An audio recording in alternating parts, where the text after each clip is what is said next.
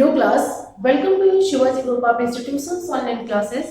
Class मैं आपको पिछली वीडियो में चैप्टर हिस्ट्री में आपको धार्मिक एवं सामाजिक सुधार पढ़ा चुकी थी, जिसके बारे में हम लोग डिस्कस कर चुके थे कि हमारे समाज में कई तरह की बुराइयां फैली हुई थी। उन बुराइयों से निपटने के लिए हमारे समाज में कई धार्मिक एवं सामाजिक समाज सुधारकों ने जन्म लिया और हमारे समाज में कई सुधार भी किए। तो बच्चों, आज मैं आपको सिविक्स में चैप्टर 19 भारत में न्यायिक कार्य प्रणाली के बारे में डिस्कस करेंगे कि भारत में न्यायपालिका किस तरह से काम करती है। ओके, भारत में न्यायपालिका का क्या काम है, भारत में न्यायपालिका किस तरह से काम करती है। तो भारत की जो न्यायपालिका है वह क्या है, एक स्वतंत्र संस्था है। ओके, भारत की न्यायपालिका एक स्वतंत्र संस्था है और भारत सरकार की कार्यपालिका और विधायिका के अंग अलग अलग हैं। माने हमारे भारत में कार्यपालिका और विधायिका दोनों क्या है, अलग अलग हैं। ओके, भारत की कार्यपालिका प्रणाली विभिन्न स्तरों में एकजुट भी है।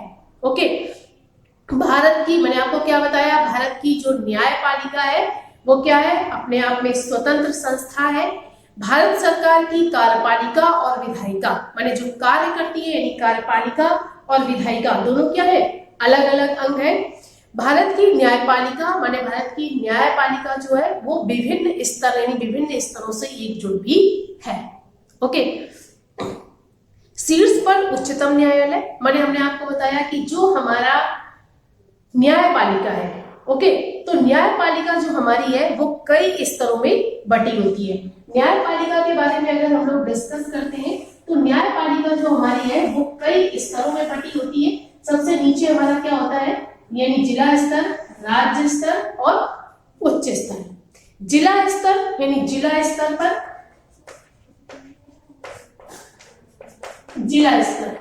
ओके, नेक्स्ट क्या है, राज्य स्तर पर, और ऊपर जो हमारा है वो क्या है, केंद्र यानी उच्चतम न्यायालय। उच्चतम न्यायालय।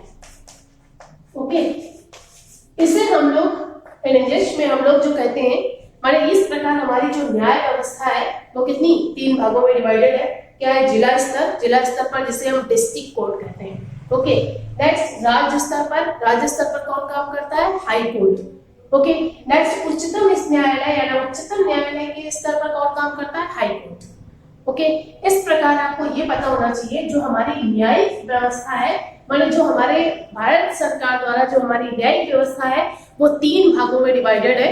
माने इसे हम लोग उच्चतम न्यायालय यानी उच्चतम न्यायालय राज्य स्तर पर, उच्चतम न्यायालय जिला स्तर पर जिला न्यायाधीशों द्वारा तथा ग्राम एवं पंचायत स्तर पर लोक अदालत की स्थापना की गई है। ओके, भारत की न्यायपालिका सिविल एवं आपराधिक अपराधों के संबंध में यानी संबंधित समस्याओं को सुलझाने के साथ साथ देश में कानून व्यवस्था बनाए रखने का भी ख्याल रखता है। माने जो भी हमारी न्यायिक व्यवस्था है वो हमारे देश में क्या आपराधिक मामले हैं, माने जो भी हमारे सिविल और आपराधिक मामले हैं उनसे संबंधित तथा इनको सुलझाने में तथा देश की कानून व्यवस्था बनाए रखने में काम करती है। ओके, अब आपको समझ में आ गया होगा न्यायिक व्यवस्था से हमारा क्या तात्पर्य है। तो न्यायिक व्यवस्था एक वह व्यवस्था है जो हमारे देश में न्यायपालिका क्या काम करती है, सिविल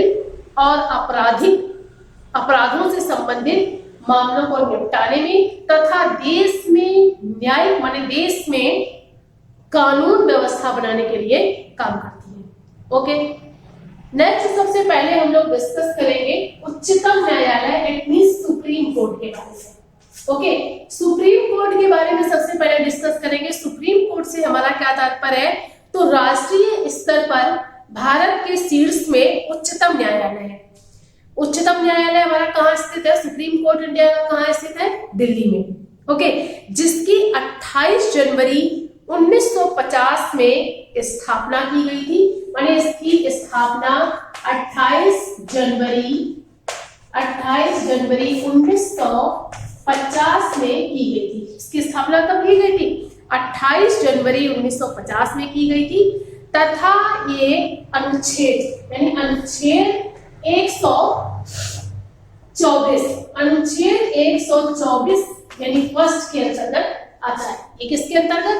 अनुच्छेद 124 फर्स्ट के अंतर्गत किया गया था। इस अनुच्छेद 124 फर्स्ट में संबंध इस तरह से पढ़ा जाता है। भारत में सुप्रीम कोर्ट और संसद द्वारा कानून से न्यायाधीशों की बड़ी संख्या 7 से अधिक का प्रावधान नहीं है। माने जो भी हमारे यहाँ सुप्रीम कोर्ट है यानी सुप्रीम कोर्ट की स्थापना 28 जनवरी 1950 में की गई थी, जो 124 फर्स्ट अनुच्छेद के माध्यम से की गई थी। इस अनुच्छेद में यह कहा गया है कि सुप्रीम कोर्ट में न्यायाधीशों की संख्या 7 से अधिक नहीं हो सकती। ओके, फिर इसके बाद 1986 के संशोधन किया गया, जिसमें संशोधन अधिनियम के माध्यम से सुप्रीम कोर्ट में न्यायाधीशों की संख्या 25 करने का प्रावधान हो गया था। माने तब तक क्या था, हमारे यहाँ न्यायाधीशों की संख्या जो थी वो 25 करने का प्रावधान हो चुका था। नेक्स्ट हम लोग डिस्कस करते हैं सुप्रीम कोर्ट के लिए योग्यता क्या क्या होनी चाहिए, सुप्रीम कोर्ट की नियुक्ति किस तरह से होती है। ओके, कि हाँ मैंने सुप्रीम कोर्ट की नियुक्ति के लिए तो राष्ट्रीय उच्चतम न्यायालय तथा उच्च न्यायालय के न्यायाधीशों के विचार विमर्श से मुख्य न्यायाधीश की नियुक्ति होती है। किसकी? यानी राष्ट्रीय उच्चतम न्यायालय राष्ट्रपति द्वारा उच्चतम न्यायालय तथा उच्च न्यायालय के न्यायाधीशों की सहमति से मुख्य न्यायाधीश की नियुक्ति की जाती है। ओके, अब आपको समझ में आ गया ना कि सुप्रीम कोर्ट के न्यायाधीश सुप्रीम कोर्ट के जज की नियुक्ति कैसे होती है। तो सुप्रीम कोर्ट की जज की नियुक्ति राष्ट्रपति, उच्चतम न्यायालय तथा उच्च न्यायालय के न्यायाधीशों के विचार विमर्श के माध्यम से मुख्य न्यायाधीश की नियुक्ति होती है।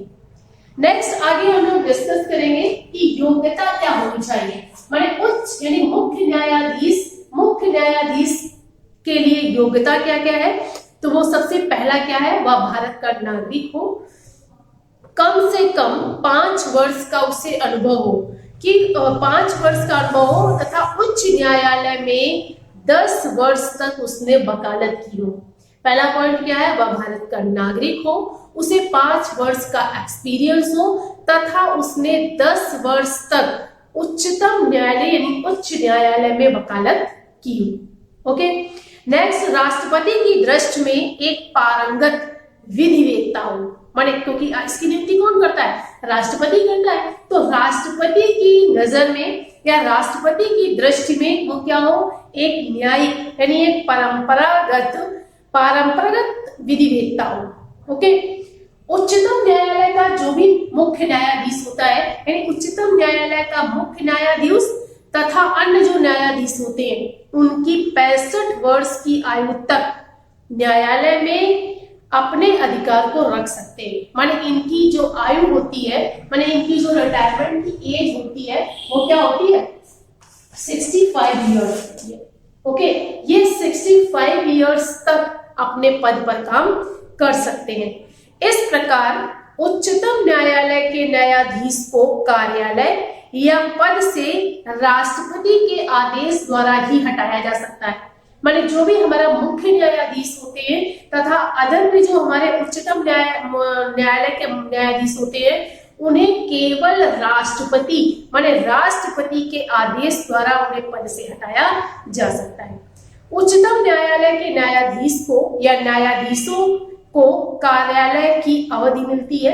माने जो भी हमारे उच्चतम न्यायालय के न्यायाधीश होते हैं, जो भी हमारा न्यायाधीश इनमें क्या होता है, कार्यालय माने जिस जहां ये काम करते हैं वहां उन्हें टाइम पीरियड दिया जाता है। ओके, तथा मनमाने ढंग से उन्हें कार्यकारी पद से हटाया नहीं जा सकता।